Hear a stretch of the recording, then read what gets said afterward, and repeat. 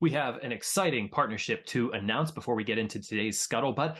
Scuttlebutt has been asked to join Reads Across America Radio, a 24/7 internet radio station where you can listen to veteran stories 24/7. You can find that on the iHeartRadio app. You can also find it on their website, readsacrossamerica.org. The Scuttlebutt will be featured Friday nights at 9 p.m. and Sunday mornings at 11 a.m. If you don't know anything about Reads Across America, they're an incredible organization, all dedicated to honoring veterans and those who gave all in service to our country.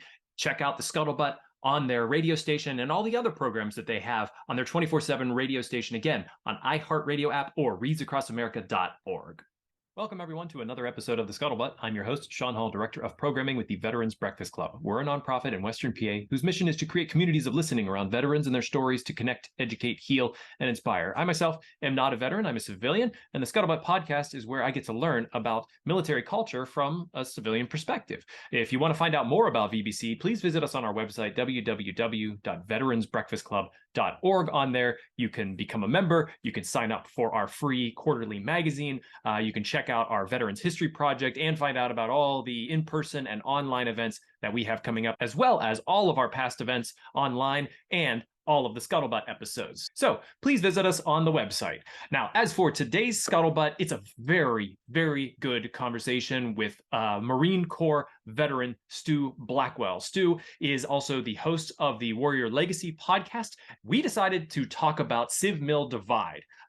We've talked about that before here on the Scuttlebutt, but I don't know if we've ever really gotten into some nitty-gritty stuff. And I think that Stu and I were able to have a very honest and poignant conversation between myself, civilian, and him, a veteran, about the Civ Mil Divide, questions that veterans have for civilians, maybe some questions that I myself would have for a veteran. Stu got the chance to ask me some very thought-provoking questions that a veteran would ask a civilian. I found this conversation to be highly educational as I walked away feeling like we found some common ground on some issues. Of course, I don't speak for all civilians, but I'm speaking from my own personal history and my experiences over the last 20 years of the War on Terror.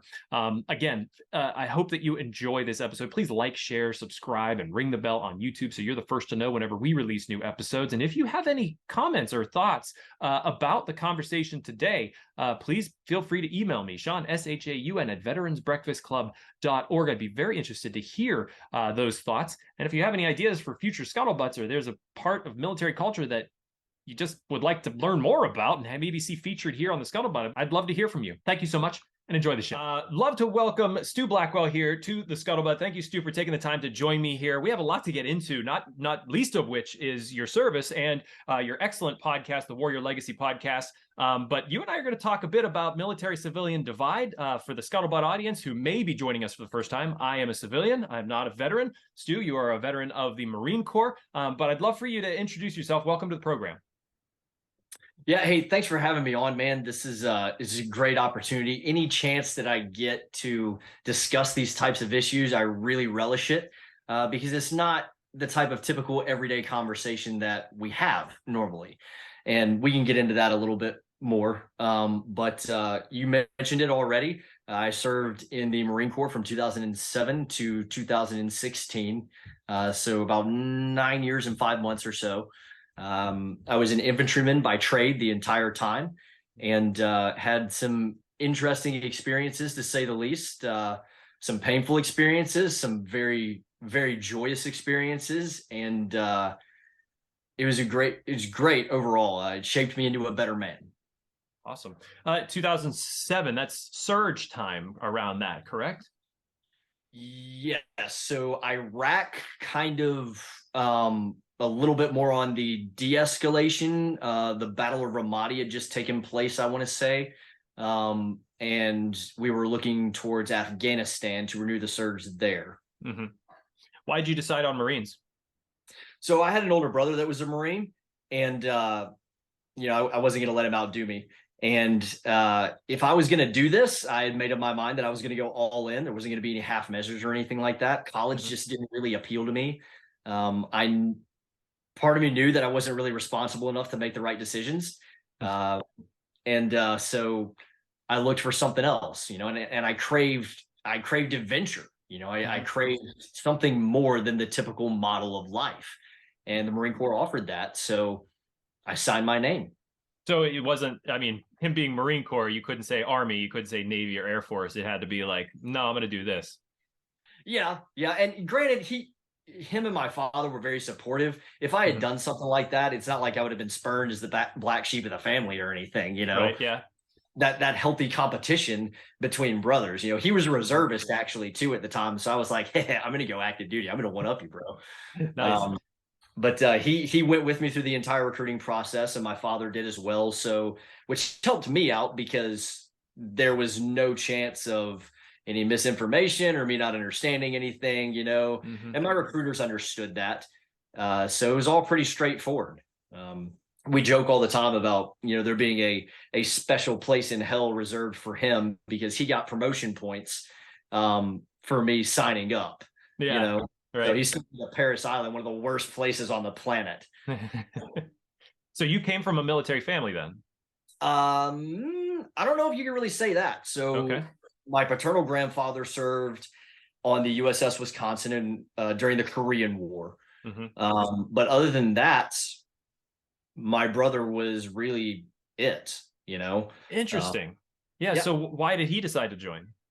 Well, he was a football player growing up. He got a college to play he got a scholarship to play at a small college, and it just wasn't really for him anymore. You know, that stage of his life had run his course.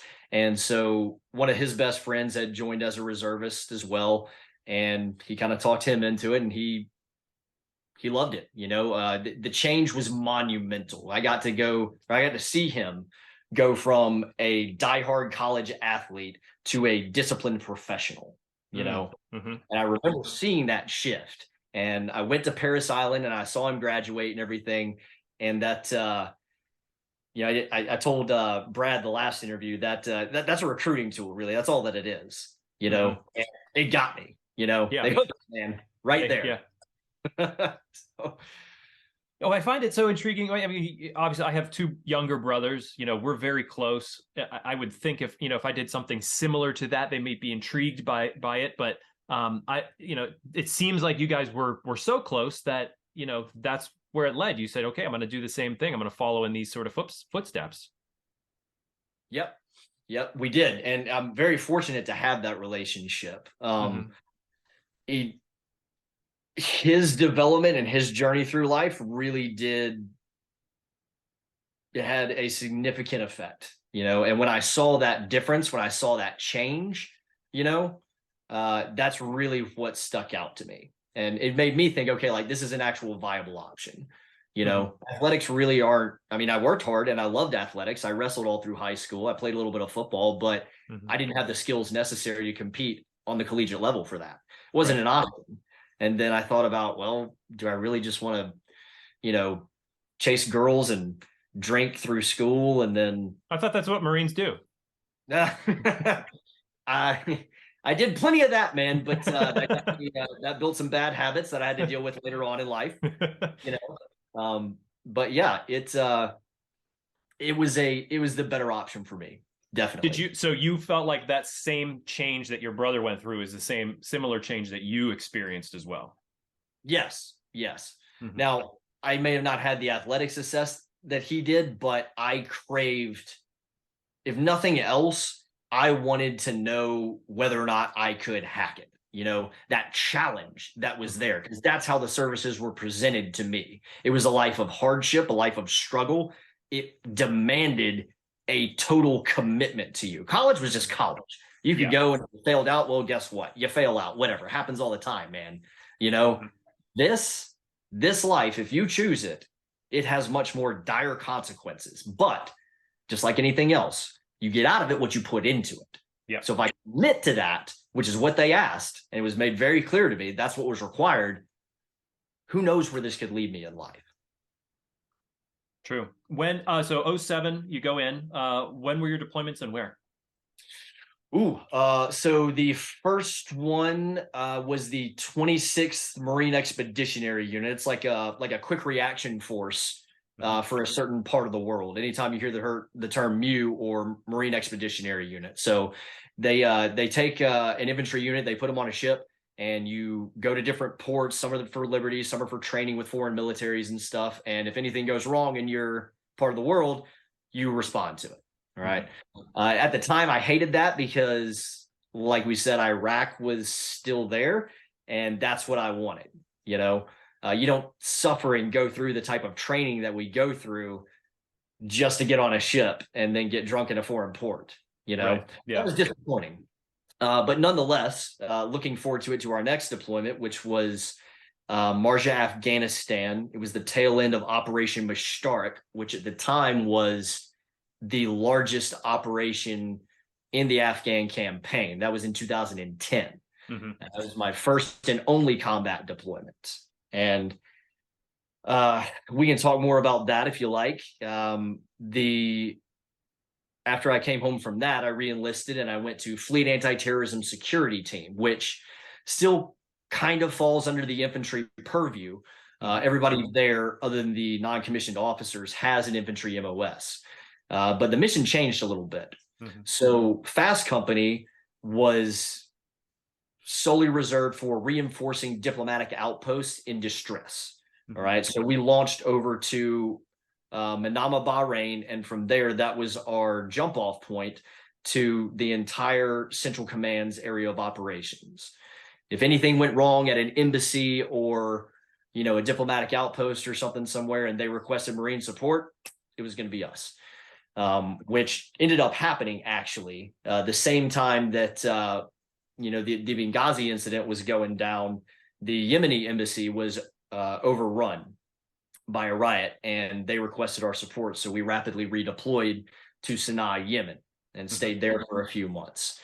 And then I came back home and did another deployment back to Bahrain. So that was my third in Fast Company. I forgot to mention the first one was to Guantanamo Bay. So there's Gitmo, there's two deployments to Bahrain, and that was the time that you know, I called my wife after I got there, and I was like, hey, you know, what's going on? I'm here, I'm alive. At this point, it was a well-coordinated drill. You know, she's a pro, she's done this 4 or 5 times, and she was like, yeah, I'm pregnant. No, really? Yeah. So that's how I found out that I was going to be a dad. Awesome. Like, yeah. Great. Missed almost the entire pregnancy, came home, and about 2 months later, there he was. You know, I'm holding a mini-me in the hospital. Yeah.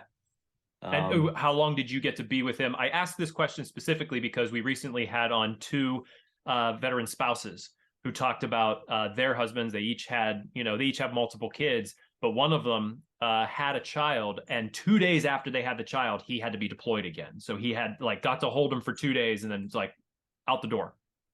That's rough. That's rough. So I was fortunate enough to where it just, you know, it fell on the back end of a deployment cycle. So we weren't set to deploy anywhere. And also my tenure in Fast Company was up.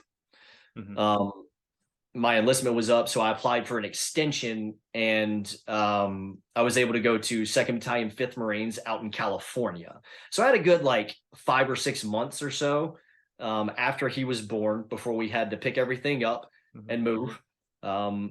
Then we got to California, and again, another stroke of luck. They weren't set to deploy for about another 6 or 8 months or so. So I had some time, you know. Good. Yeah, very lucky, very lucky. And why did you decide to re-up? Because I mean, at that point, you know, you have your firstborn. Yep. And what kept you in the service? So the second time around kind of goes into a little bit of detail from my Afghanistan deployment. Before that, you know, I had a very influential man in my life by the name of Zach Walters. He was my squad leader, and he was one of those rare individuals that alters the trajectory of someone's life.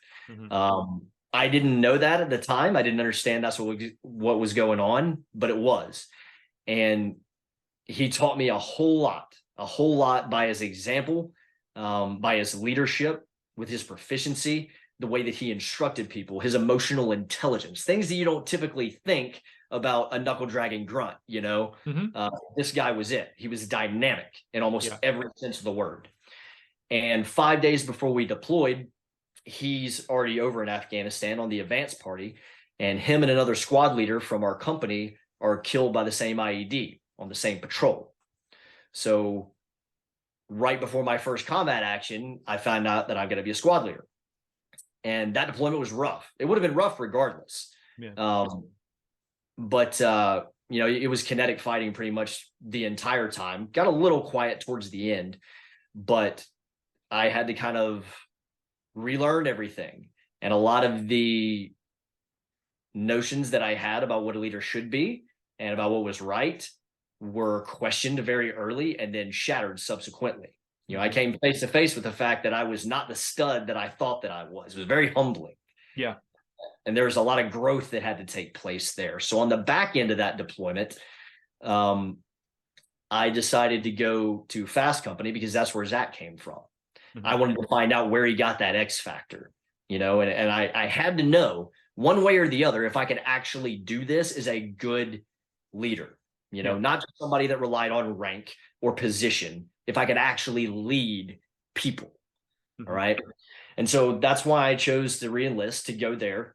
It was that continuation of challenge, and then on the next enlistment, when I went out to 2-5, it was the same thing, that you hear about inter-service rivalry. Well, the same thing exists within each service, so there's the East Coast versus West Coast, I guess, grunt war, you could say. Mm-hmm. The terrain's very different, the mentality is very different, and the training is very different in both places. So coming from North Carolina, where it's all flat, the general consensus is that we're not as tough as West Coast Marines that are out in the hills of California. Right. So I'm like, okay, bet, let's find out. Mm-hmm. What do I have to lose at this point, really?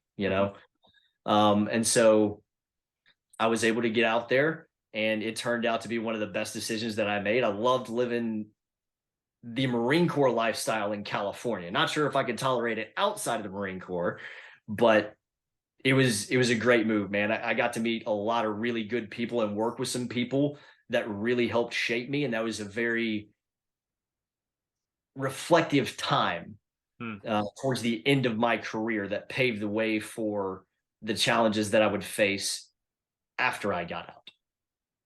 I want to get back to that reflective time and what you were reflecting on. We'll get to that in just a minute. But so you re-upped after your first time. You re-upped twice after your time in Afghanistan, and then again a little later after the birth of your firstborn. Let's dive a little bit into Afghanistan, the combat.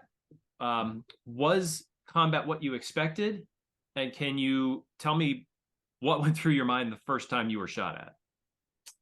Ooh, okay. Was it what I expected? Yes and no. I attribute any preparation that I had to the fact that we had Zach, and he did an outstanding job of preparing us as best as he could because he thought outside the box. The good news for us was, especially in this situation, when none of us in the squad had any combat experience, mind you, we're all green at this point. Yeah. It wasn't like news that we were at war or anything. It'd been going on for a long time, right? Yeah, so 10 years. Or yeah, about 9-10 years at that point. Yeah, right. As far as the first time that I got shot at, now, again, you have to take into account the events that we've recounted, all right? So yeah. I've been in at this point since 2007. It is now 2010. Okay. So I've been immersed in a complete and different culture than the rest of America and the rest of the services. Okay. Mm-hmm. Each little occupational specialty group has their own culture. All right. It's like a patchwork of that put together. Mm-hmm. And in the infantry, we valued lethality. We valued example and selflessness, discipline, toughness, and proficiency. We have these own set of values that drive that culture. Okay. Leave no man behind. And yes, that's part of it. Yeah. But that's played out in a little bit of a different way, and it's reflected in the way we train. So we train and we induce casualties during training, for example, right? So you're doing an attack on a softball field because that's the only training site that you have during a typical workday when you're not in the field, right? And whoever's running it, like Zach Zach would be like, okay, team leader, your stall gunner just went down. He's dead. What do you do? Hmm. Well, instinctively, no man left behind. People are like, oh, I'm going to go take care of the casualty, right? Yeah. 5 seconds later, he's like, no, your entire team just got wiped out by that same machine gunner. The best medicine for a casualty is to kill the threat as quickly and violently as humanly possible. Hmm. Okay. One casualty is better than 3 or 4, is it not? Yeah. So different culture yields a different mentality, yields a different set of tools that you use to solve problems. Mm-hmm. All right. Yeah. And that's what we took into combat. The first time that we got shot at, given the fact that Zach had been killed, that had a profound effect on my mentality towards the war, towards the local populace. And, you know, another thing too, it's funny, the way that these things are presented to people, you know, the public opinion surrounding the war, what a politician says, what a general says. Once you get over there, man, like none of that means anything at all. It's not even in your mind. You know, like those people aren't there sharing in your hardship. They don't have any skin in the game. There's no consequences for them at all. Right. Why should we care about what they think? Mm-hmm. No, like, and we understood very quickly that while everybody else wanted to see us as nation builders or liberators, well, we just had a squad leader get killed. So clearly that's not what we're going to be doing over here. It ain't about that. Mm-hmm. And we were hungry for it, man. So you take that culture that values lethality and all those values, okay, and men that have been immersed in that for years, and you kill one of them. What is the natural response for the rest that aren't dead? Revenge? Yes, absolutely. 100%. Now, I can't speak, I can't say that that's true for everybody. I know for a fact that it isn't. Right. For me, though, in that moment, that is what I felt. And that is what I wanted. All right. Now, we didn't do anything wrong in the way that we went about it, you know, and our command knew it was going to happen. So they spoke to us about it. Yeah. They had the foresight to plant those seeds in our minds because we were going to be alone. And there was plenty of times where we literally could have gotten away with murder if we wanted to. Mm-hmm. But we didn't. We had that restraint. Okay. Right. So the first time that we got shot at, having all of those things, it was exhilarating. It was scary. But there wasn't a, oh my God, I hope I don't die right now moment. It was, okay, it's on, it's finally here. We've been through all of this shit, all of this trial, all of this struggle to finally get to this point. And it's real. It's not training anymore. Mm-hmm. You know, this is, to use a very poor sports analogy, like this is the Super Bowl, you know? Except lives are on the line. Yes. With mortal consequence. Right. You know, this is the culmination of your purpose and everything that you have striven for years now. Yeah. And we relished it. We took full advantage of it. Now, as time went on, that changed a little bit. And that's kind of funny how it works.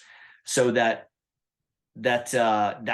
fire and that, you know, that desire to just get after it, you know, and be fearless about it. You start to realize over time that fate can only be tempted so much. You can only roll the dice so many times before it bites you in the ass. And yeah, there was an element of that. And that's how it kind of degraded, I guess you could say, by the time that we left. The war, I would think that would relate that to the thought on the war sort of had shifted. But I want to bookmark this for a second before we get to that idea, because I think there's an important idea here that I seem to be picking up on, is that you became a squad leader because Zach was killed. Yeah. How did your desire for revenge, in a way, did that affect your leadership in any way? In the sense of, do you think you would have been a better leader had it not been the driving force of, I want to avenge Zach? No, I don't, because initially everybody had some element of that. Okay. You know, now we were going to go about it the right way, and we talked about that. We were all on the same page, and we did that. But that kind of stayed with me, that lingered with me, and it did not with everybody else. Mm-hmm. At least not as strongly, you know. Well, you were so connected with how his leadership was. You, like you mentioned, that you really sort of, it was a mentor. It was you know, Zach was such a mentor. that I can see that it would have stuck with you longer. Well, he was like that with everybody though. That's what made him so special.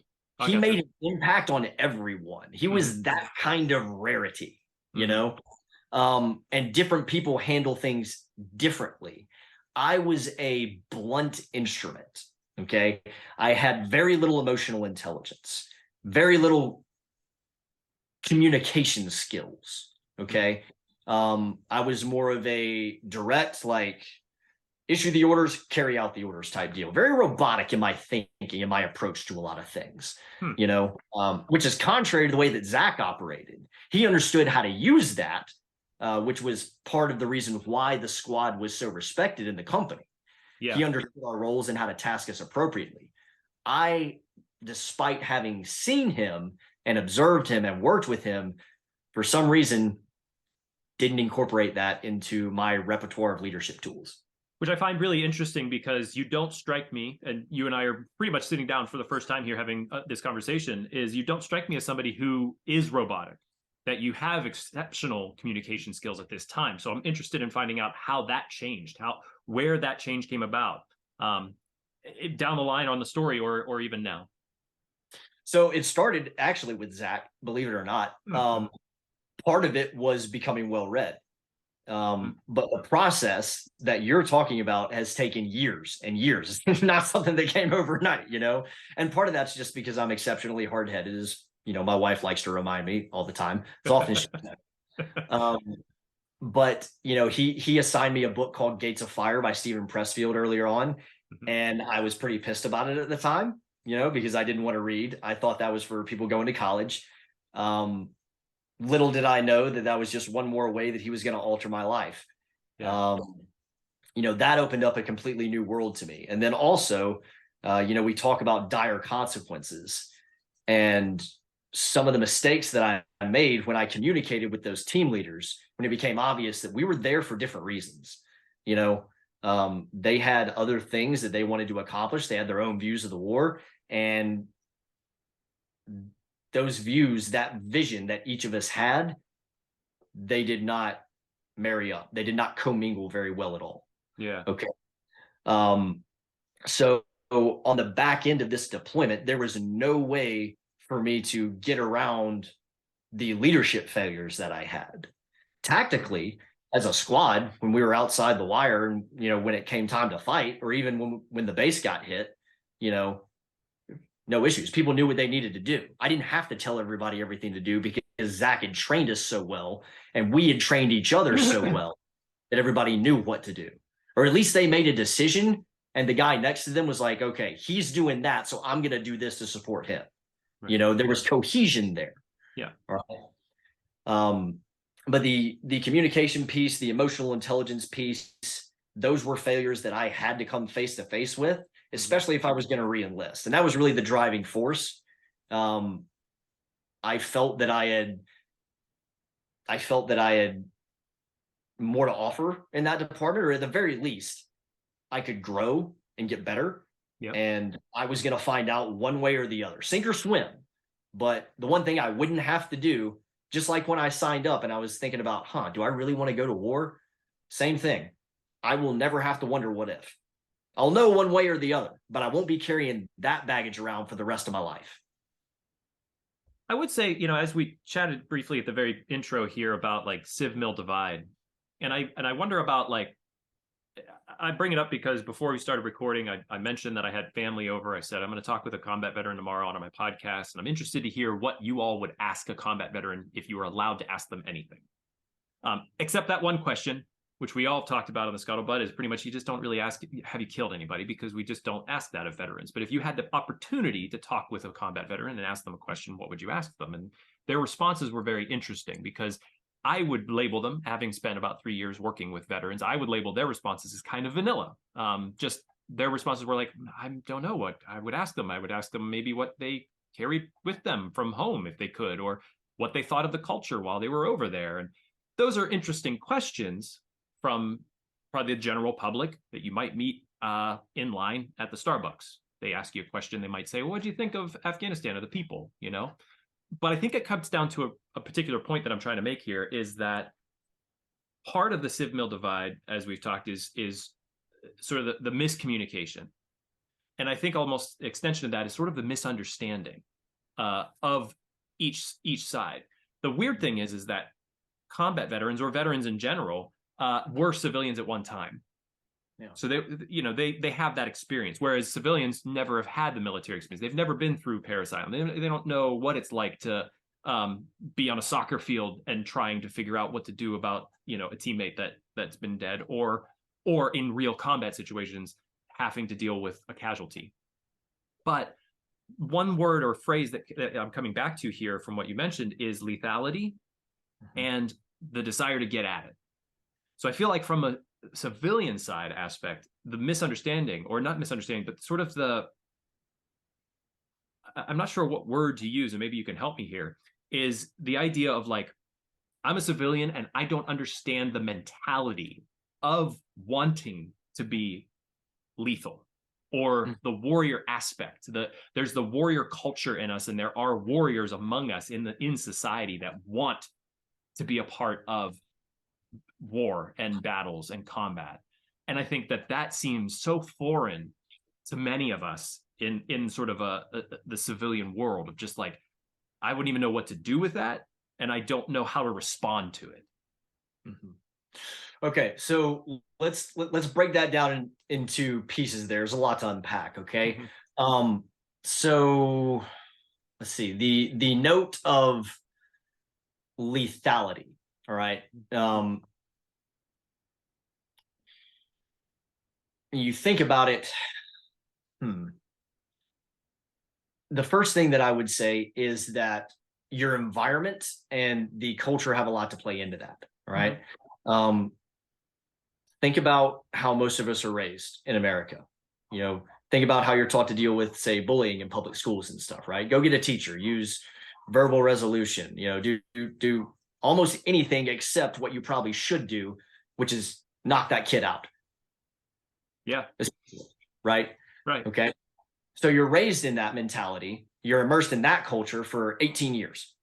Right. And then you go to Parris Island or San Diego. Culture shock. Off the chart. Definitely. Right.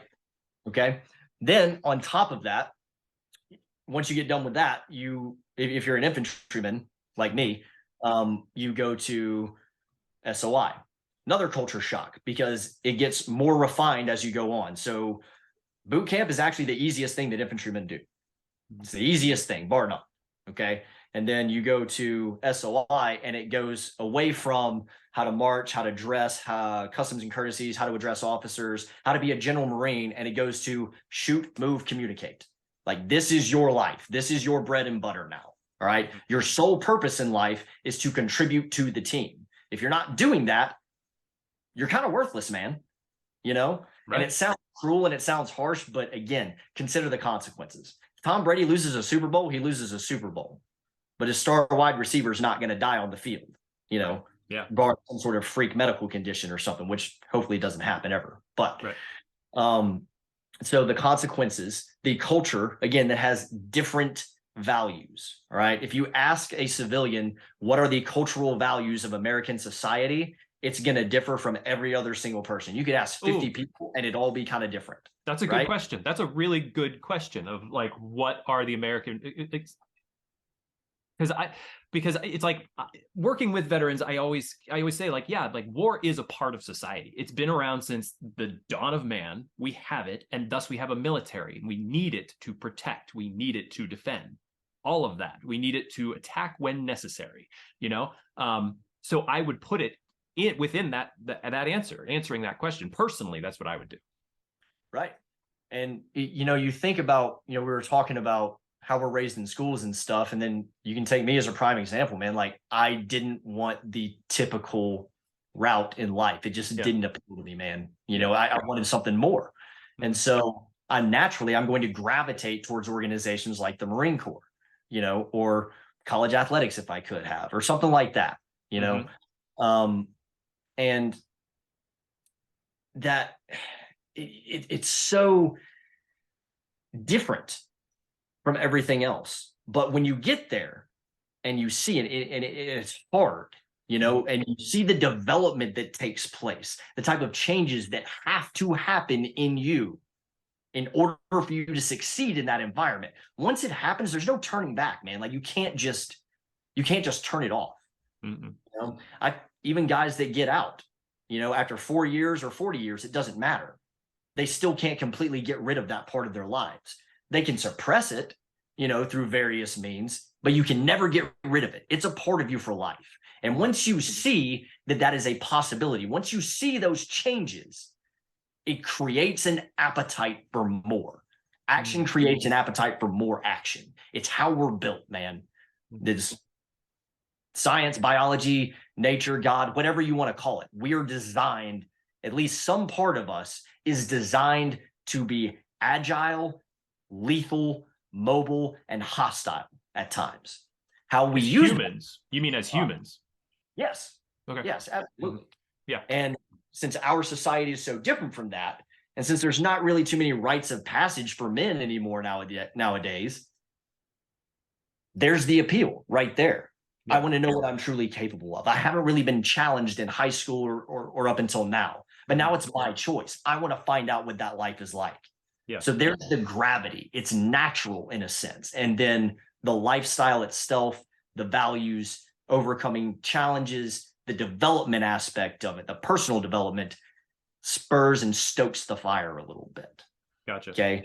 And lethality is just, that's the reality of the environment. You got to think about it, man. Like we're going to places to where traditional American values or concepts like diversity and inclusion and all those things, like they either have never existed there before or they haven't existed there for some time. Yeah, especially Afghanistan, especially the just how women are treated in that society. That's like the main theme you captured from the Taliban retaking Afghanistan was women will suffer. Yeah. Yeah. Among other things, you're exactly right about that, man. So, we need a separate culture. We need a different culture, one that is practical based on the reality of the situation to prepare men to go into places like that and do what they need to do. So, there's the need and the justification for it as far as I see. And I saw that really have a positive effect, not just on me, but almost everyone around me. Without it, we'll end up feeling a lot more American body bags, I think. Did you feel that in talking about all the men around you, men and women around you in the Marine Corps, any of them like wash out in basic, or they decided like, this isn't what I thought it was or what I expected it to be, and I don't think that I can be what they want me to be? Oh yeah, absolutely. It happened real early on too, man. About halfway through, or not halfway through. Well, yeah, maybe right before we went to the rifle range and recruit training on Parris Island, we had a kid become a conscientious objector like overnight. We hated him. Like, really? Okay, really? It took you this many months to decide that?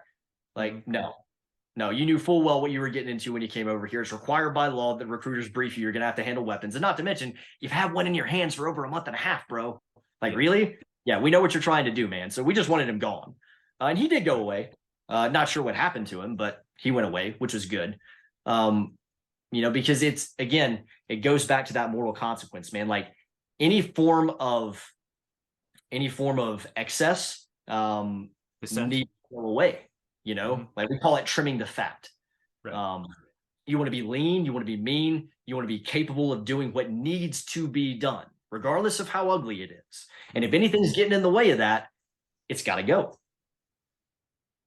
And everybody's to that standard, man. Like it's not like you don't have, favorites here and there. If the culture is such and the nature of the work is such that nobody can really hide their true colors for long. There's some people that are kind of good at it for a little bit, but eventually something's going to happen and everybody around is going to be like, yep, I know exactly who you are as a man. All right. So there's no shield from it at all. And it requires full commitment from people. Would you say that like the men growing up, the boys growing up in Afghanistan, there is a rite of passage there in that culture. Like they still go through some level of rite of passage, of defense, of lethality, of, because it's just so different than what we experience here. So as far as a specific rite of passage, like in the terms that we view it, like one event that's like, hey, you're from, you are no longer a boy, you are now a man. I couldn't tell you about that. What I can tell you is that, again, talking about completely differing cultures, they grow up fighting. Yeah. Look at their history, look at their lineage. They're constantly at war. And if it's not at war with an outside power, then it's at war with each other. Mm-hmm. That was one thing that really shocked me about their culture, and there's no, at least where we were at in Marja, there was no concept of a greater Afghanistan. It wasn't a concern to the locals. Like they care about their farm, their little farm. At most, they care about like their tribe. Right. But beyond that, they don't have that concept of a singular united country like we do in America. So that in itself, us coming from the former, them existing in the latter for thousands of years, that's already a wall right there that you have to try and overcome. And it's a significant one too. Right. But lethality to them is, I mean, it's just like we experienced. It's survivability. Your survivability depends on how lethal you can be, how unforgiving you can be if you have to be. Mm-hmm. And it's weird to say this, man, and I know this is gonna hit a nerve or two, but like me coming just out of Afghanistan, I probably have more in common with the people that we were fighting against than I did most of the civilians in America at that point. Yeah, and that's part of the civ mil divide that we are going back to and highlighting in this episode is not only are you put into a culture, the Marine Corps, and that changes you significantly from just a regular, average, everyday civilian, but yeah, then you are in Afghanistan for however long, engrossed in fighting, kinetic, as you mentioned, that changes you further. So coming back and buying cereal at the grocery store is I'm sure that is its own culture shock in the reverse. Like seeing what our everyday life is after being a part of something that significant, that scary, that energized, action oriented. It's got to seem bland and probably just doesn't really mean anything once you get back into regular civilian life. I don't know. Kind of, yeah, in a sense. Now and again, I can't speak for everybody else. This is right. Where you start to get into the human element of things, and people handle things differently, man. They really do. So I can only speak for me. It wasn't as much of a shock as you would think. Like I was not the dude that freaked out when fireworks went off, or when a dog barked or anything like that. My wife said that I had a few times where I woke up in the middle of the night. I don't remember it. But then again, I was drinking a lot during those days, regrettably, but it's true. So, the main thing that you're talking about, I think, is really like I was excited and I was proud of what I had been a part of. Mm-hmm. I really was. And to me, like I had made the decision to re-enlist. So I knew it wasn't going to be over. This was not it for me. And I had a lot of work to do. So the next challenge was on the horizon. And to me, it was just like, it was kind of looking around at, the civilian world and just being like, yeah, I still don't want to be a part of that. It doesn't really appeal to me, but it wasn't so much of, a fear-based time in my life, really. That wasn't the product. Disappointment, yeah, over some of the ways that I handled things that we spoke about earlier with the team leaders and with the squad and stuff. Mm-hmm. That process of dealing with that took years.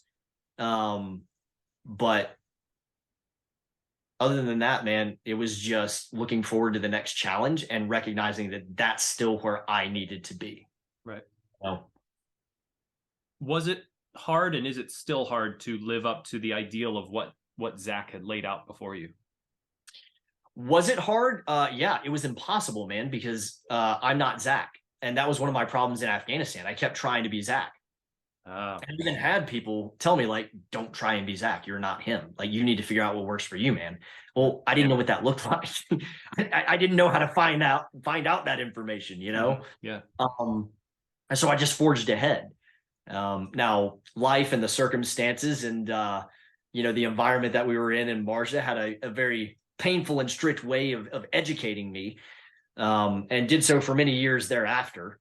But nowadays, man, not so much. I'm in a very different place in my life. I don't drink anymore, which is good. So I've got a clear head. I've done a lot of study, a lot of personal development. That's really what my life centers around now, and self-reflection.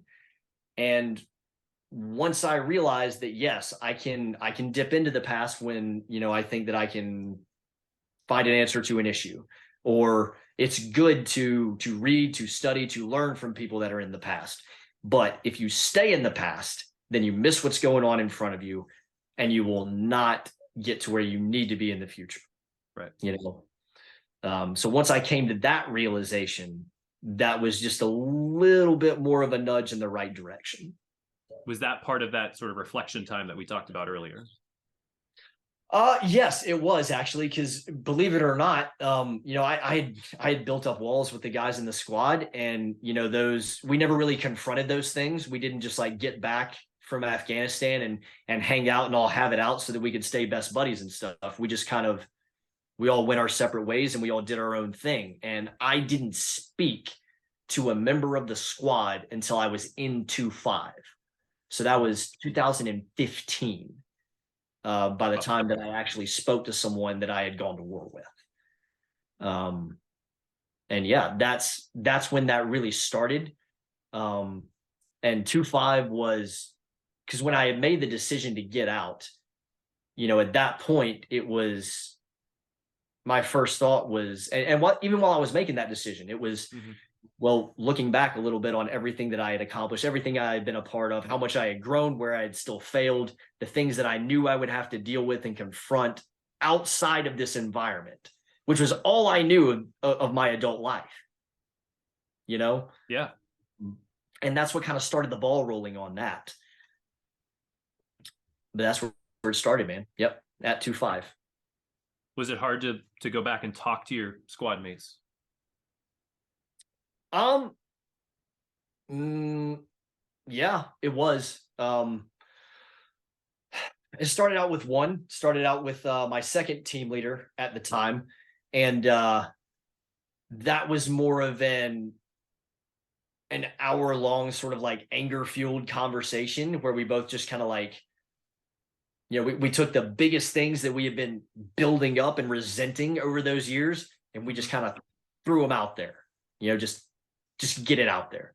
Right. And but with that came a lot of like really brutal honesty, which is something that the infantry is like, it's littered in everything that we do. Like, we don't hold back from telling somebody when they're messed up or hearing it either. It's right. just, it's all meant to build the team, right? Yeah. So that's how that conversation went, and it actually opened the door for us to talk more. And I still keep in touch with him to this day. But yeah, man, actually being able to hear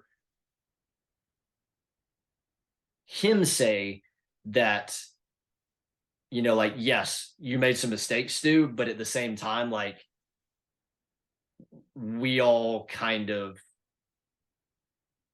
thought that you weren't really going to live up to Zach, because, I mean, it makes perfect sense, man. Like, yeah, you're used to the best, and then you get this dude, like, nobody's going to look at you and be like, oh man, he's going to be just fine. Right. Yeah. He's like, yeah, we really didn't give you too much of a chance, Mm-hmm. So that didn't excuse what I did or my part of it, but at least I had that knowledge of being like, okay, like, all right, this is more of a human issue. And I probably could have gone about these things a whole lot better if I had just spoken to people differently or tried to understand them and how they think and how they feel. Right. That communication aspect. Yeah, man. That conversation opened the door for me to actually get answers. do you feel like you were able to grow from that? Do you feel like you were able to, like, closure in a sense? And then, it's hard to hear that self-critical, hear it from someone else or think of it yourself, to go through that change, go through that door, and then out the other side say, cool, I could take responsibility for my part, and move on from this. Like growth. Closure, I don't think closure so much. It's just some of the things that I was really scared of, those got put to rest, because part of me thought that I was like the worst leader to ever wear a uniform. Like I did absolutely everything possibly wrong, and Zach had built this great machine, and I had just torn it all down. And then after that conversation, that wasn't the case. Yes, I made my mistakes, but that was nowhere near the reality of the situation. I was very pessimistic about it.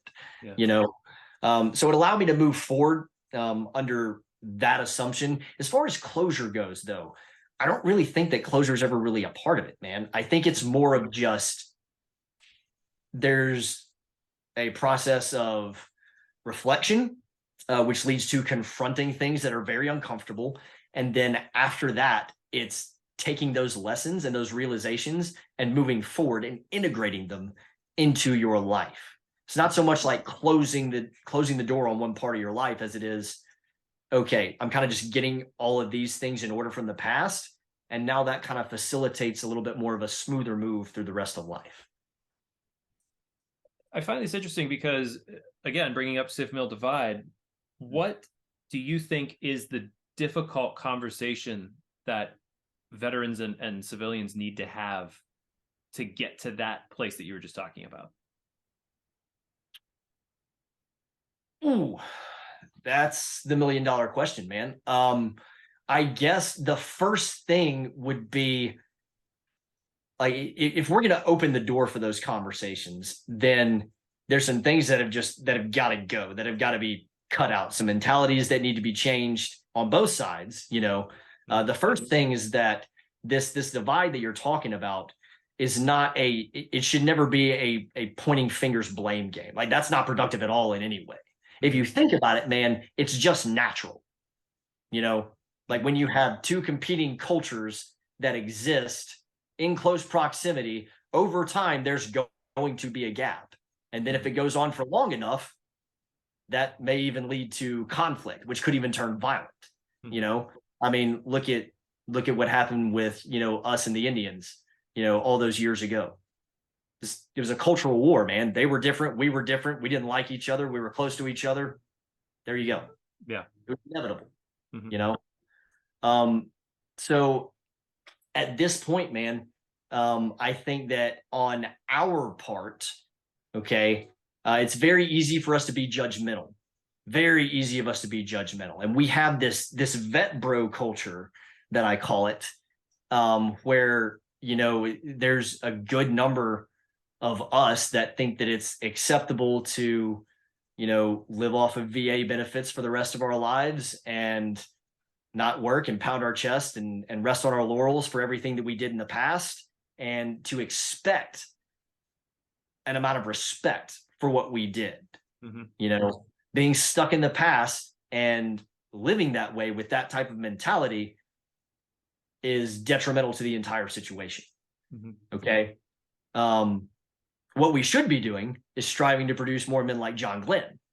That dude's got an immaculate story. And there's plenty of other veterans too that have come home and gone on to do wonderful things with their lives, and think about all the advantages that we have at our disposal to help us with that. You need help in the healing process and telling your story. Like, here we go. Prime example. Get it out there. No other generation has had the platforms that we have in order to make this happen. Right. You want to write a book? Guess what? You can self-publish. You don't have to spend thousands and thousands of dollars and jump through hoops to get it done. You can do it all yourself, man. Yeah. And I know from experience, like, it helps, Now, let's take that specific instance and let's flip it on the other side. I do think that there is a check in the box mentality when it comes to the term "thank you for your service" that most of us we loathe, man. We can't stand hearing it, a lot of us. And I think that situations like this, where veterans will tell their stories and stuff, it's more common now than it ever has been in our country. And because of that, it becomes easy for some civilians to view these types of interactions as something that needs to be said, but doesn't necessarily need to be heard. And that's a problem, okay?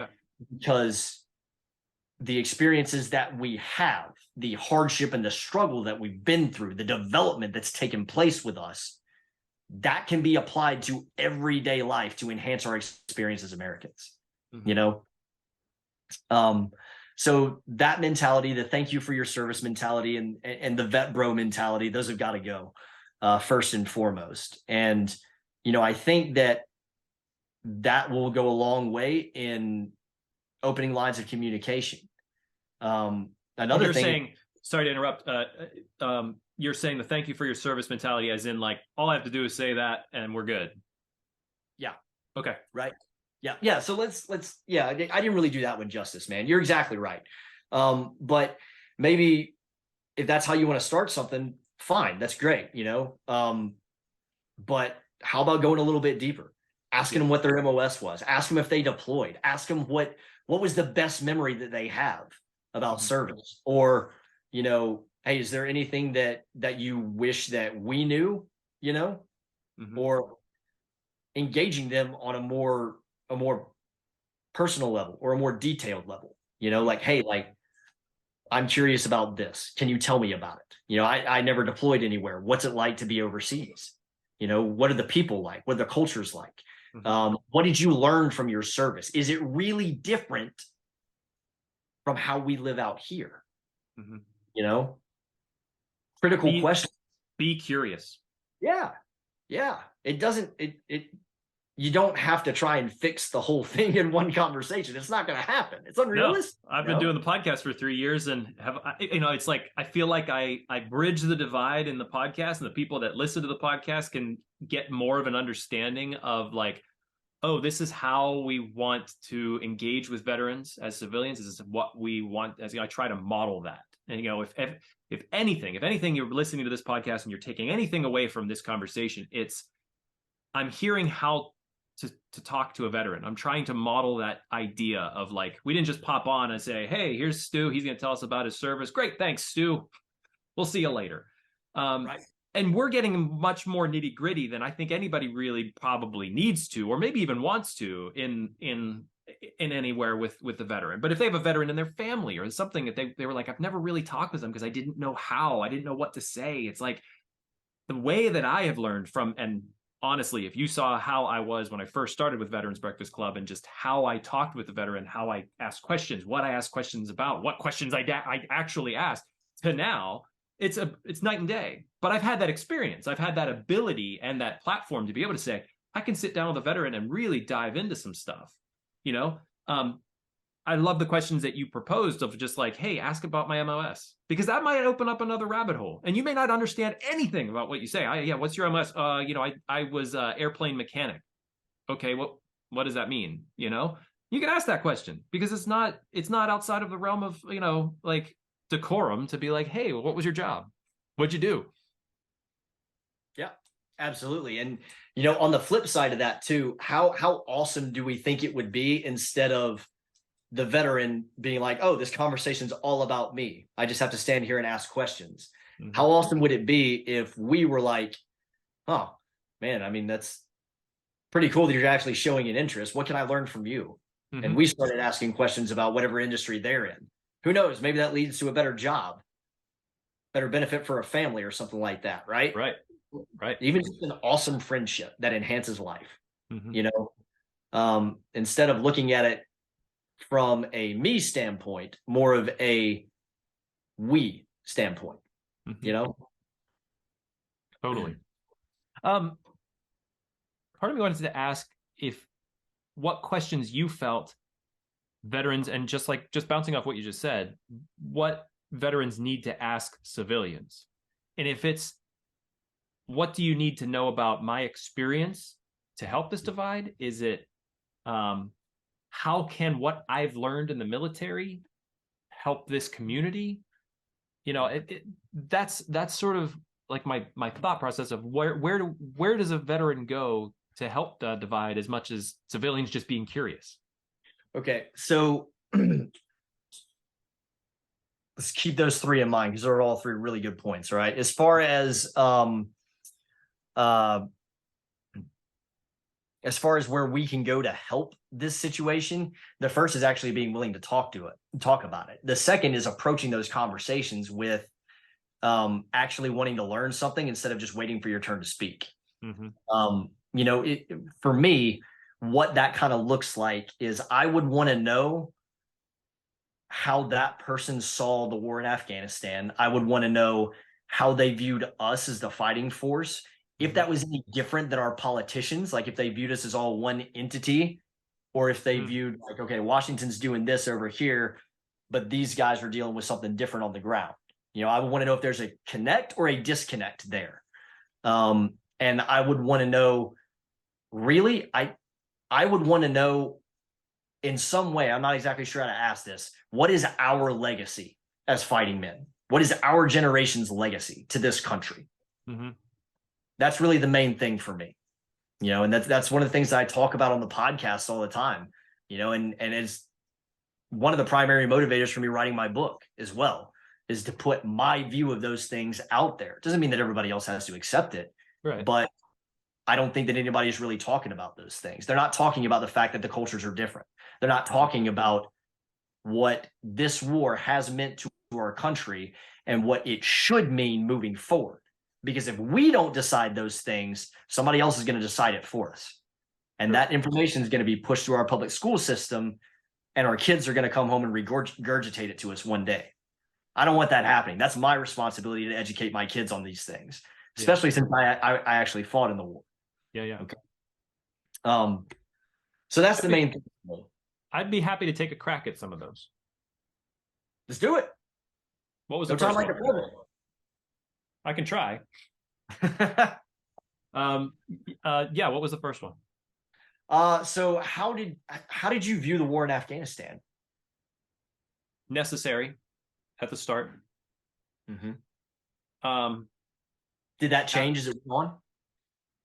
I would say as a civilian, I suffered from exactly what I think many, many other civilians suffered from, and that was complacency. It was something that I always knew was happening. It was something that I knew people were dying. I would see it in the headlines. I would read about it periodically, but it wasn't always in the forefront, and it wasn't always something that was the main topic of what I was looking for each day in the last 20 years. Yeah. After 9/11, and I've talked about this before on the podcast, I didn't enlist because I was straight up out of fear. Just straight up out of fear of just like, I don't think I could kill somebody if I had to. I'm not sure. At that time I couldn't answer that question, but I knew that I was certainly just not, I was not okay with the idea of dying.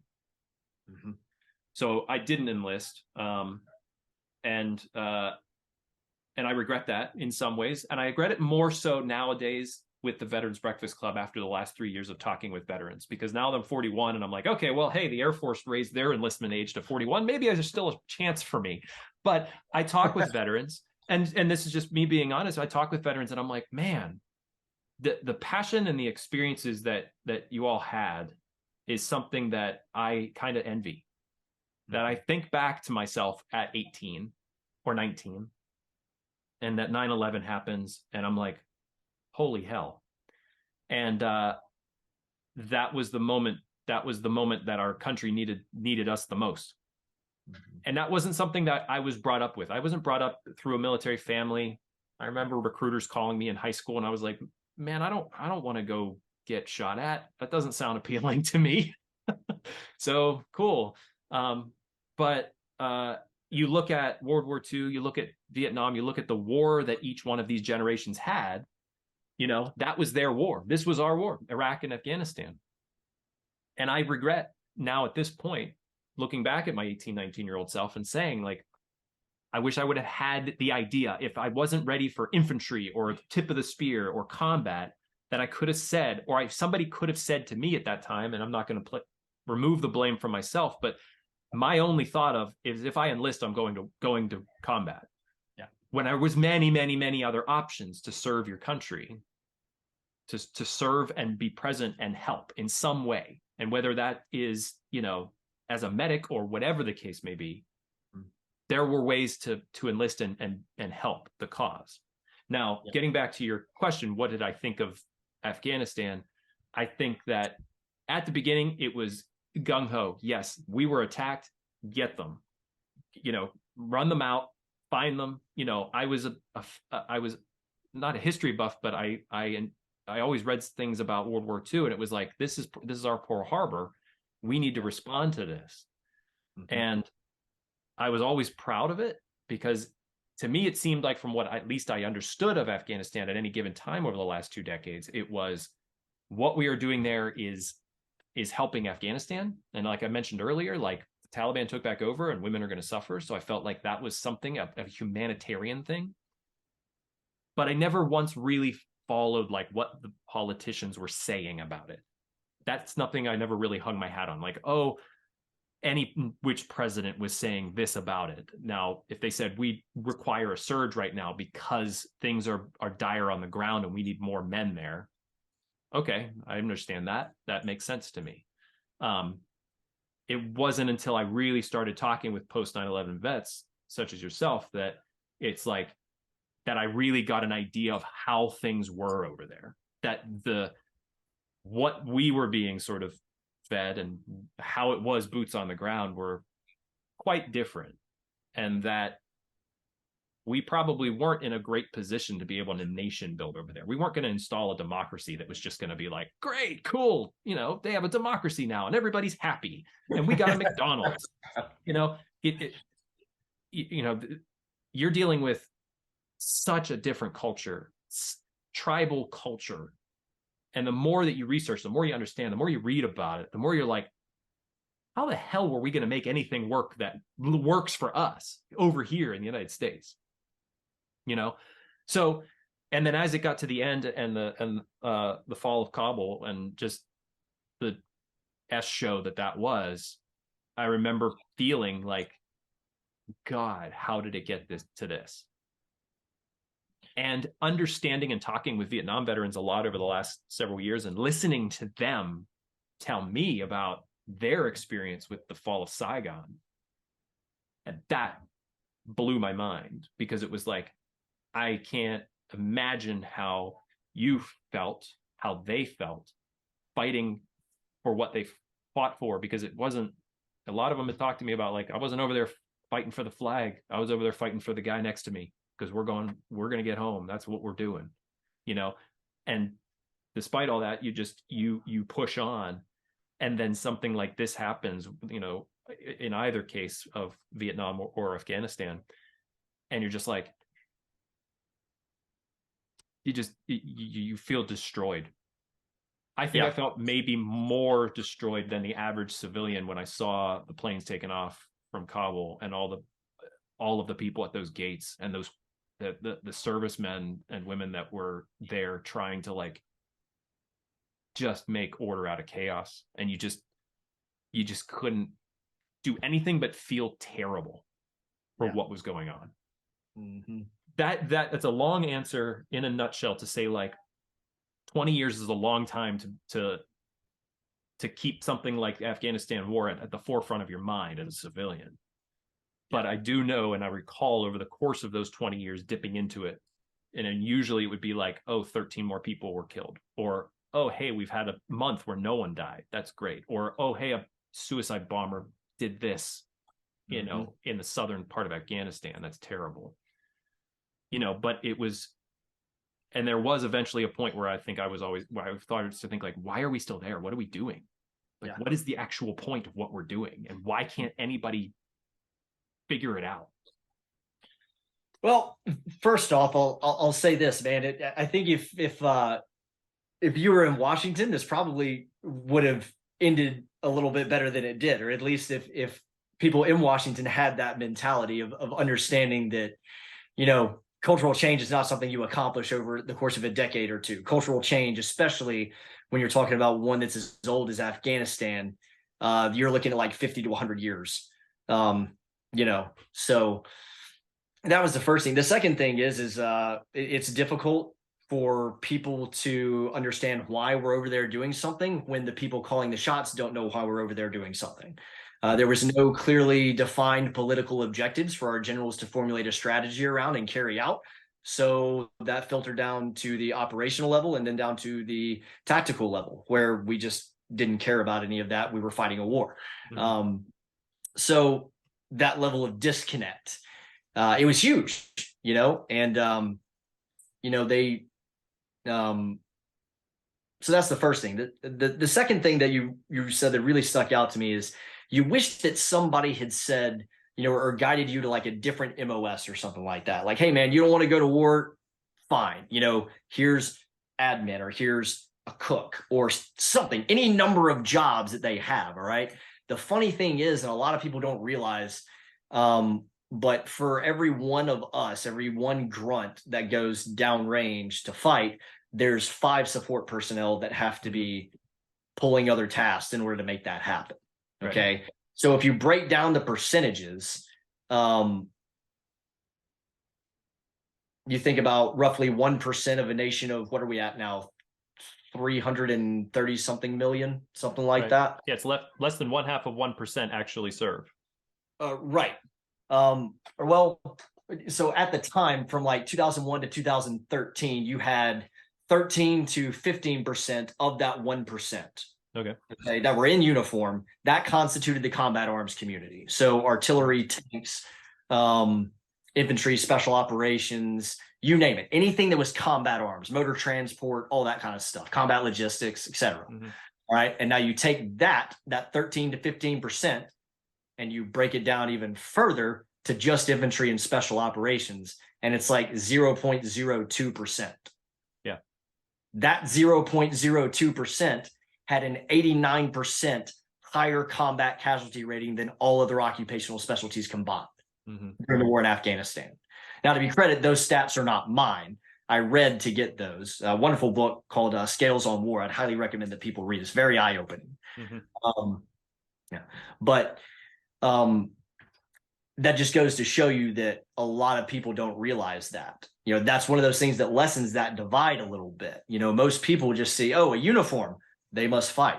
Right. It's not necessarily the case, and that kind of alienates us a little bit. We're like, well, if that's like, so this dude types on a computer all day and he still gets the same amount of recognition that we do. Like, that doesn't really make any sense. Not that we did it for recognition, but it's not so much about, hey, Stew Blackwell's awesome, he did this. It's more about, how did we contribute to the understanding of our country?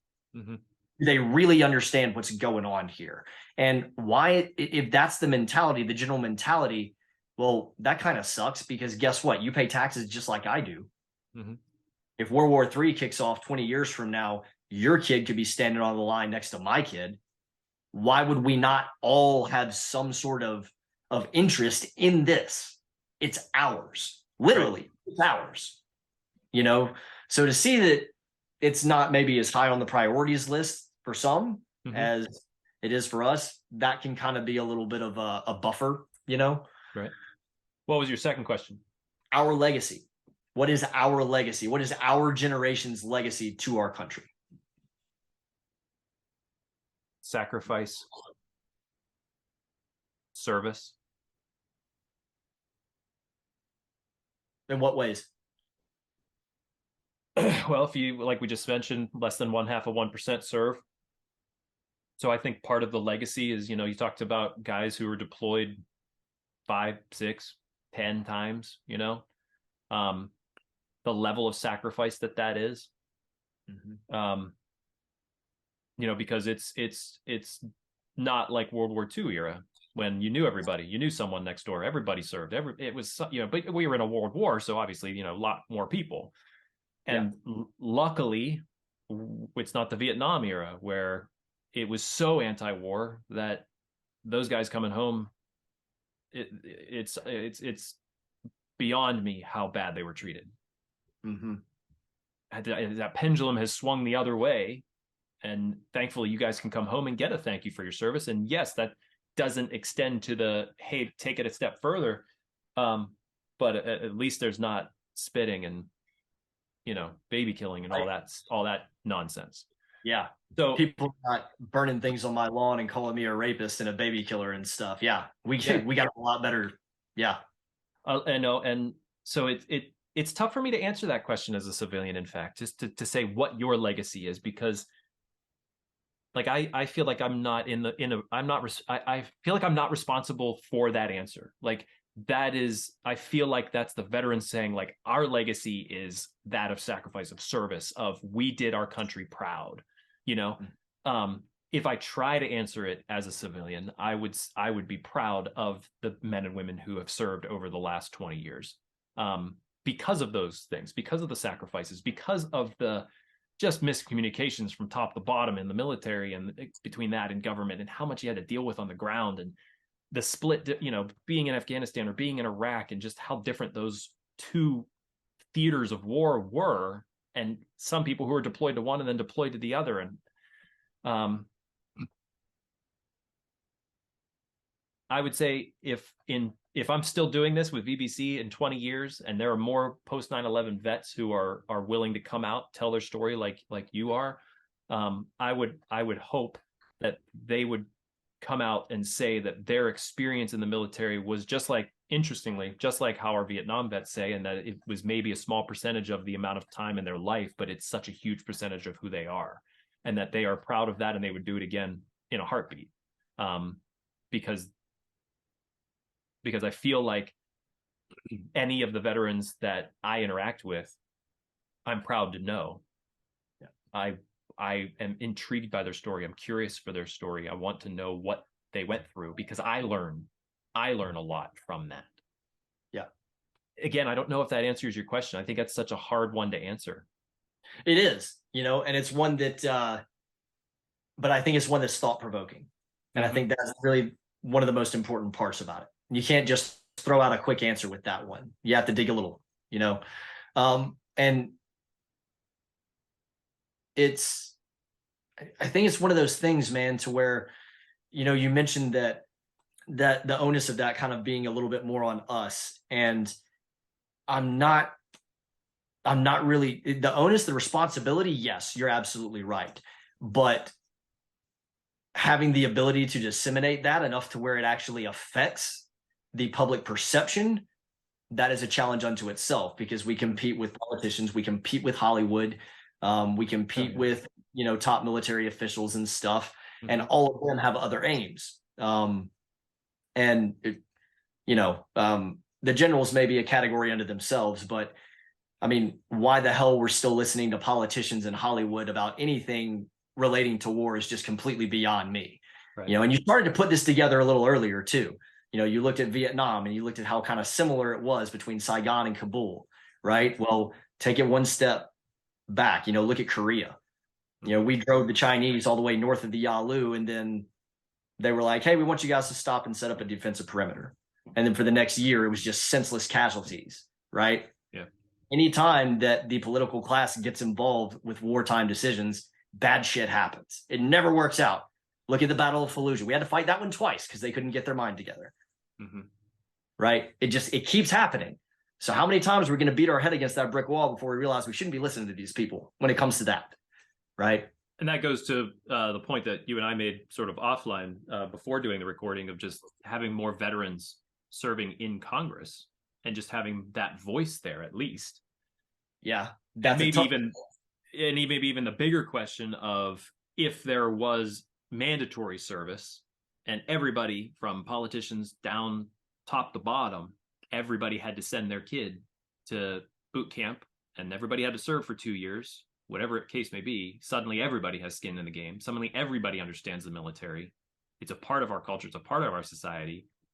I feel like that would probably cause a lot of dissent, but I feel like that military civilian divide would be a lot smaller. It would, yes. And, that's an interesting point that a lot of people bring up from time to time. And I think that, is it doable? Yes. Is it the smartest idea? No. But if it was done, let's just say theoretically, if it was done, I would separate the infantry and the special operations community, because when you have a mass injection like that into any organization, typically, like, you're going to have to go down to the lowest common denominator. So the standards will become more lax. It will become easier. All right. And a softer military is a military that's, just gets wiped out on the battlefield. All right. So I would say that the infantry and the special operations community would need to be separated from that. And there should be a rigorous, very critical selection process put in place for those two communities, held away from the rest. That's fair. A smaller or even equivalent size force to what we have now, but much more effective and carefully selected, would be much better, and it was the same thing when we saw them open all the occupational specialties to females when they removed the exclusionary rule. That was one reason why a lot of guys like me got out. That was the straw that broke the camel's back. And that's what we were really worried about. Like, the standards would have to change. Like, they did a study on it in, between Quantico and Camp Lejeune, and they had the data. Like, mixed gender units, they didn't shoot as well, they didn't move as well, they were more prone to injury. And this was all in controlled training environments. What do we think combat's going to be like? Really? And some of it was only 1%. But that's, like, if it's 1%, we're talking about somebody's life here. Isn't that enough? Isn't that enough to say, hey, we probably shouldn't do this? But again, like, it's not the politician's son or daughter that's going to be out there. What does it matter to them? They wanted votes for an election. So, yeah. But enough of my political tirade. Let's get back to what really matters here, man. I think that you raised a really good point about, the civil military divide. And I don't think that it's necessarily dire. I would say that on the note of really on our side of it, something that we can definitely do better is show people, like, it's by our example, leadership by example. What are we doing in our communities? Are we involved? Is every time we walk into, to drop our kids off at taekwondo or cheerleading, or when we go to a local restaurant or something, like, do people know who you are? Like, do you present a stable, confident, disciplined, happy individual? Are you living your life properly? Or are you the guy that's got whiskey on his breath and, wears the hat that says I fought in this war and demands a discount when you go out to eat? Right. Well, that's entirely up to us. How we present ourselves and how you present yourself attracts like-minded people. There's a magnetism involved here. All right. Yeah. So we can't, again, pointing the finger is not what it's about. But when you reflect on yourself and when you focus on yourself and you develop yourself, that goes a long way in opening lines of communication with people. It really does. And that's something that I think that we as a veteran generation need to do better at. And I think that it will go a long way in determining what our legacy is. Think about how Vietnam vets came home, like you were talking about. A lot of those guys didn't start talking about their experiences until 20, 30 years after. Yeah. And now a lot of them are in the ground, man. How sad is that we missed out on learning from that?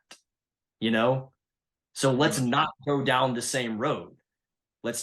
We should be living in a manner to where people should want to learn a little bit about that and where we could learn from them.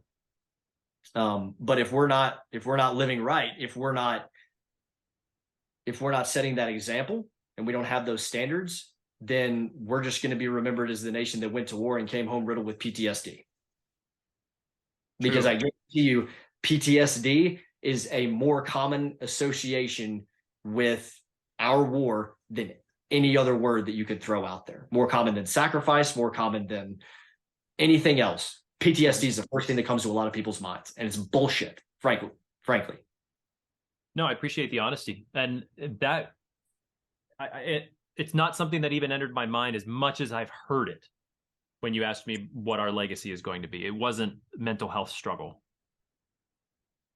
And you do hear a lot about, the number of suicides or PTSD or, yes, veterans do deal with some level of trauma from the things that they've experienced. And Yes. maybe it's because of the experiences I've had through VBC in helping to promote avenues to help veterans who are experiencing trauma to deal with that.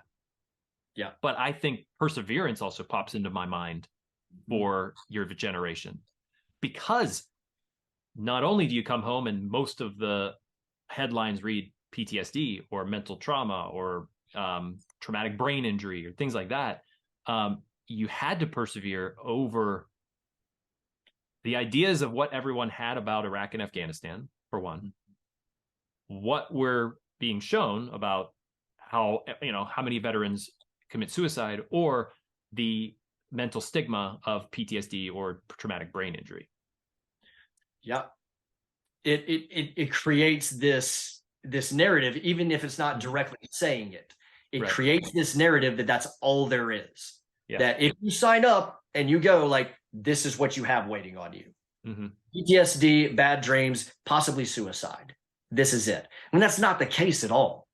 Like the deep life-altering changes that took place in this culture that are characterized by struggle and shared hardship and adversity and challenge and personal development. You don't get that anywhere else. And you learn things about other people, not just about yourself, but you learn things about other people as well. You get to see people in a completely different light. And that's one of the things that I miss about it most. But that doesn't mean that we can't have that here on the outside. Right. Maybe if we just put down our phones and, go have a glass of tea with your neighbor after work one day. Most people don't have neighbors, man. No. And I want to take that as something that civilians need to do as well, because you mentioned this idea of like, how are you presenting yourself as a veteran, and what is that in the community? Because honestly, like, there are a lot more civilians than there are veterans, and we're not very good at presenting ourselves in public. Well, a shared identity and a shared mentality is it's a challenge that I don't think has been as prevalent in previous generations. Okay. I mean, think about it, man. If a grown adult wants to never leave their home, they can.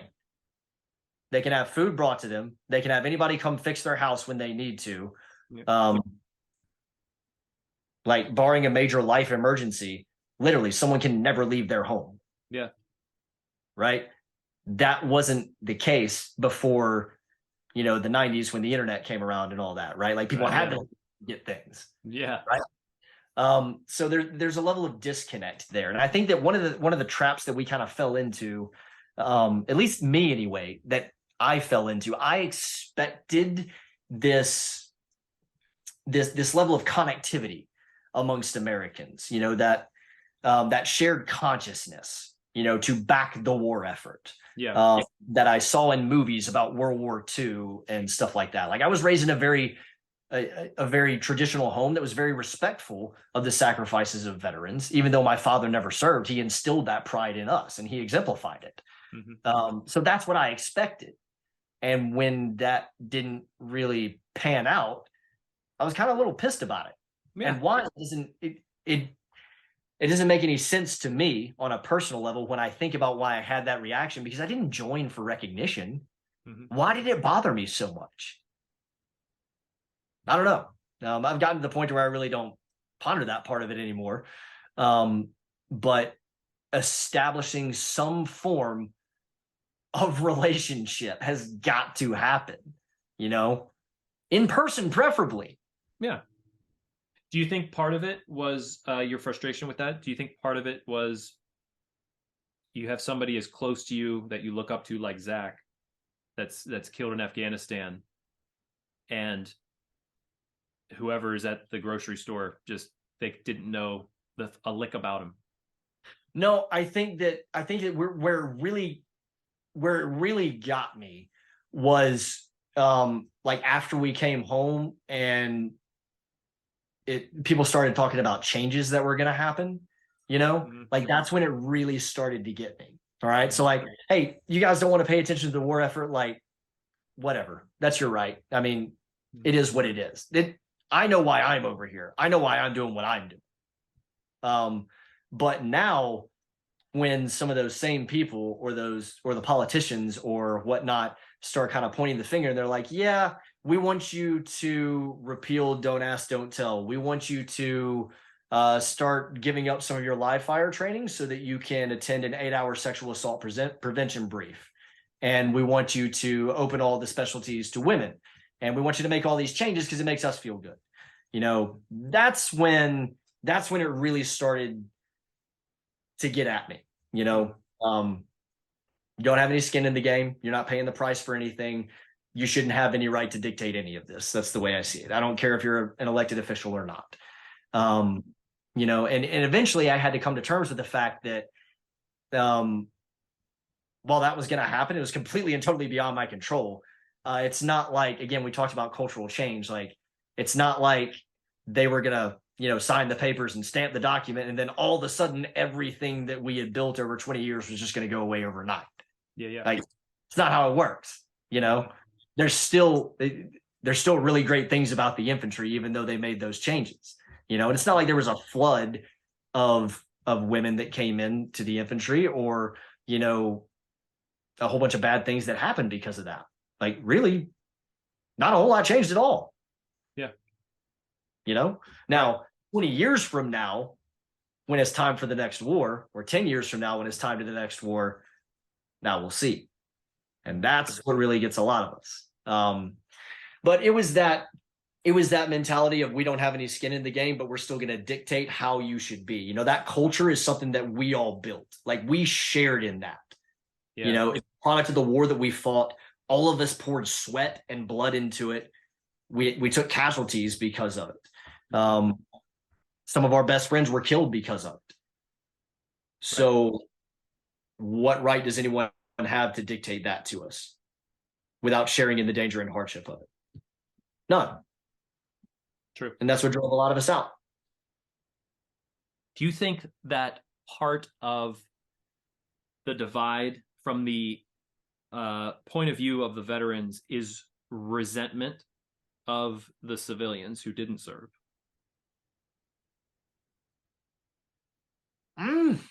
I don't really know, man. It could be. Again, mine only is, and I can really only speak for myself, man. Like, mine is only confined to the specific groups of people that interfered in things that they didn't understand. Yeah. Beyond that, no, not so much. I mean, it's a volunteer force for a reason. And if you think about the consequences of it, and after being in that environment, I didn't want every American out there with us. Like, no offense, but I'm pretty sure that, pretty sure that a professional football team doesn't want me out on the field with them. Yeah. It's not going to work out too well. They're going to depend on me, and I'm not going to be able to hack it. It is what it is, So, nah, man, that's it. I don't think it's really resentment. And if it is, I would be interested to hear their thoughts on why. Like you said, we weren't spit on and called names or anything when we got home, for the most part. I mean, you have your Westboro Baptist crazies out there, but I mean, nobody likes them, except them. So whatever. Yeah, I don't think that's too big of a part of it. And I don't think that I do not think that the average American and the vast majority of the civilian populace deserves that either. Mm-hmm. Absolutely not. No. It's just a product of the world still understanding the disconnect that technological advancement has had. Mm-hmm. It takes just as long to understand major changes like this that it does to change a culture. I don't think we'll fully understand what the internet has done and the full impact of it for another decade or so when we look back on how different it really is. That's how you measure those things in 30 to 50 years. But that's just me, man. Well, we mentioned at the beginning that you have a podcast, the Warrior Legacy Podcast. Where can people find it? What is, my shtick with Scuttlebutt, understanding military culture from a civilian perspective. What is the themes of Warrior Legacy Podcast? So it's available on Anchor, Spotify, and Apple as of right now. And the Warrior Legacy podcast is where I talk about not just my own experiences, but also infantry culture in general. Like I actually define that. I give my examination of it, my definition of it. I list the values that we hold dear and how that affects decision making and how that culture exists separately from larger American society, or at least it did during my time of service. Mm-hmm. Okay, during the global war on terror. Now, the goal of it is to take a lot of those experiences and those values and talk about not just, hey, this is an example of that from my time, but this is how I've incorporated that into my life now. You can do the same thing. Like, use my experience to enrich your life. Yeah. Find some way that you can benefit from it. Otherwise, what's the point of having it? Mm-hmm. So it's that onus of what we were talking about of how, how do we live our lives? How do we present ourselves to the outside world? What kind of magnetism do we have? Is it positive or is it negative? Yeah. And it's a goal to shoulder and take the onus of my portion of that responsibility. Very cool. To our listeners, I will put the links here in the description for you to connect and view or listen to. Is there a video element to Warrior Legacy, or is it all audio? It's all audio, other than the work that I've done with with Brad Washabaugh and now with you. Awesome. Well, I hope that our audience looks up Warrior Legacy podcast. Stu, I want to thank you just for this time. I know we can't solve military civilian divide in an hour and a half, but we can give examples. And like I said, maybe we can guide people a bit when they hear the conversation about these are ways that we can all do it. So I want to thank you for your time and your honesty and just, the truth and for your story. Yeah, absolutely, man. It's been great. And, I'm always looking for opportunities like this, always. So if you or if anybody listening or anything, if you guys, y'all want to connect or something like that, if you need a public speaker for an event, find me, hit me up on the social media and stuff like that, or email Sean here. We can find a way to connect and make it happen, but it's been great talking to you, man. And thank you for the opportunity. Anytime that I get a chance to, to work with yourself or anyone from your organization, it's always been a pleasure. Well, thank you for that. I know we pride ourselves on it at VBC. We always want to be able to provide platforms for veterans to tell their stories, to help share, to connect, educate, heal, and inspire. That's part of our mission. To our audience, please like, share, subscribe, ring the bell on YouTube. You're the first to know that whenever we release new episodes. And just like Stu said, you can reach out to me, Sean, SHAUN, at veteransbreakfastclub.org if you want to connect with Stu, or if you have an idea for a future Scuttlebutt, you're interested in a piece of military culture that you don't know about. I'm happy to reach out, find somebody. We can have them on as a guest and break it down. Happy to do that. Thank you again, Stu, for joining me on the podcast. I hope to see you on a future episode, or maybe I'll come over and join you over on Warrior Legacy. That might be kind of fun too. But have a good day, and thank you all for listening.